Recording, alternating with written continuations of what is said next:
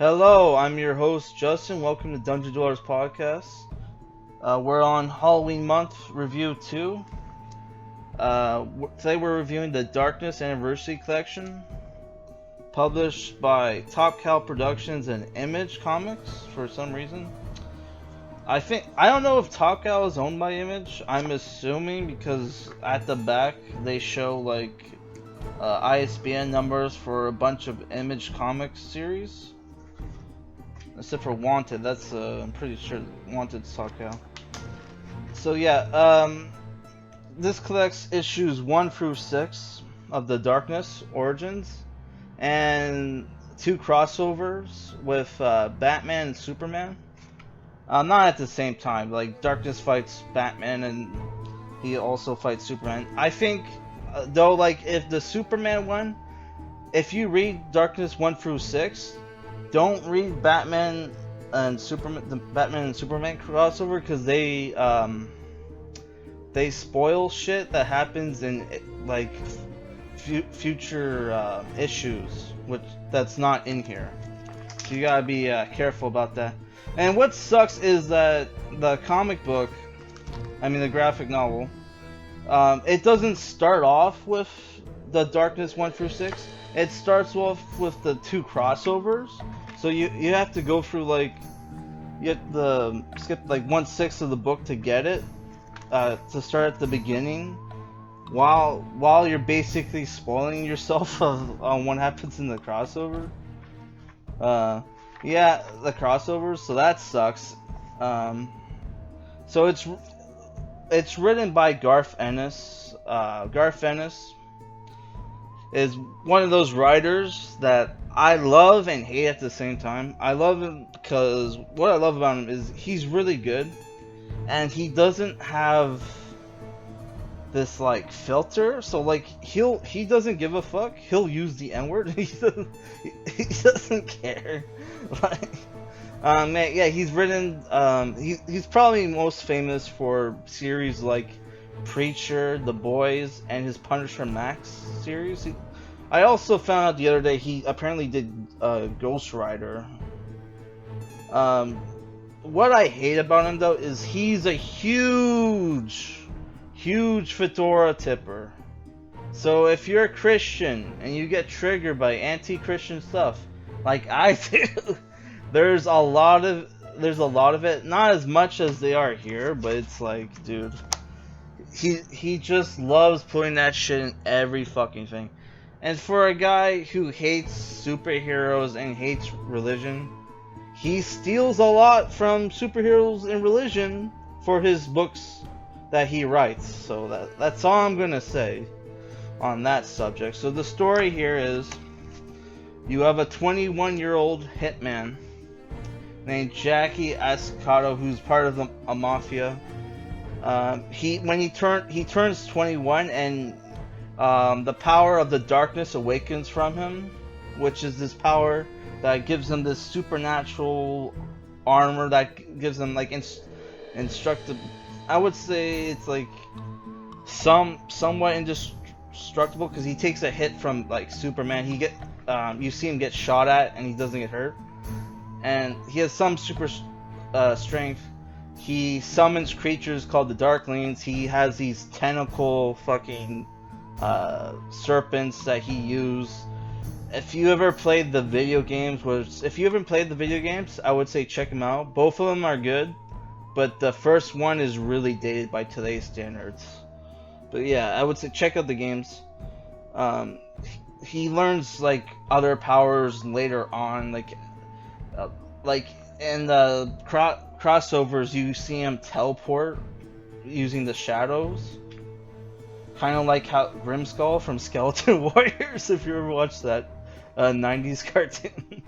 And he creates, he doesn't do this in the Garth Ennis issues, but maybe he does in the future. But like in one of the crossovers, he combines all his Darklings together to make this giant, like, fucking dragon griffin fucking thing. Yeah. So what happens, he gets the power of the darkness, and there's like these two factions that want to either use him or kill him. One is the Brotherhood of the Darkness, that's like this fucking evil cult thing that worship the power of the darkness and want to use the power of the darkness to conquer the world. And they also, if you're a fan of Witchblade, they reference Witchblade. Witchblade, I have no idea if that's an Image comic character or a Top Cow comic character. They do mention this is a world where superpowers exist, where there's super heroes out there. Though they don't mention any, and you don't see any, but apparently they're real. And then you have the other faction that's called the Angelus, which is this lesbian angel who has like these fiery angel like warriors, and she has powers powers over light, though you don't really see her do anything besides, you know, like do like solar flare like Tien from Dragon Ball, and like she breathes fire in one scene. So like, yeah, you have this conflict between these Jackie has this conflict with these two characters, with these two factions. He has to work together with the leader of the Brotherhood, Saltine, who's a complete sociopath. He has some mastery of the darkness where he can like rewrite people's memories, and he does this to fuck with people randomly. And yeah, I don't want to spoil it as much. If you played the games, this is completely different from the games are completely different from the comic book.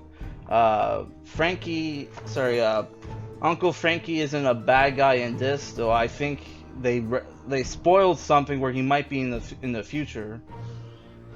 Yeah, Uncle Frankie was the villain for the first game, if people don't know. Jenny Romano, which is the childhood friend of Jackie, which is this series like very much feels like an anime at times. Like your main character is not a hero, doesn't want to be a hero. He's kind of an asshole. Like he kills like two people in the beginning of the book for like on like, sorry, I was just I'm trying to look something up. But, like he kills two people on like just based on his gut that they did something wrong, and it turns out they didn't. Yeah, there's some comedy in this. There's some comedy in here, but it's not, to me, like, it's not Garth Ennis' greatest work. This is basically Garth Ennis trying to do like what's it called? Oh my god, Rule of Cool. Sorry, it's just him trying to make like the coolest character possible, where with Mark Silvestri's art, who's very stylish, very cool designs, though I kind of don't really like them nowadays. They're kind of, I don't know, they're kind of, I'm not a fan. Like, that's the thing where like when like American comics handle angels and demons and shit, they'll come up with a design and then like all the angels will look the same, all the demons look the same. It's like, dude, you need some variety. That's why I think like manga is superior, does a superior job with that, which is why I'm going to recommend a manga. I'm going to put in the subscription. It's very much like, it's like Guyver, but instead of like an alien weapon that he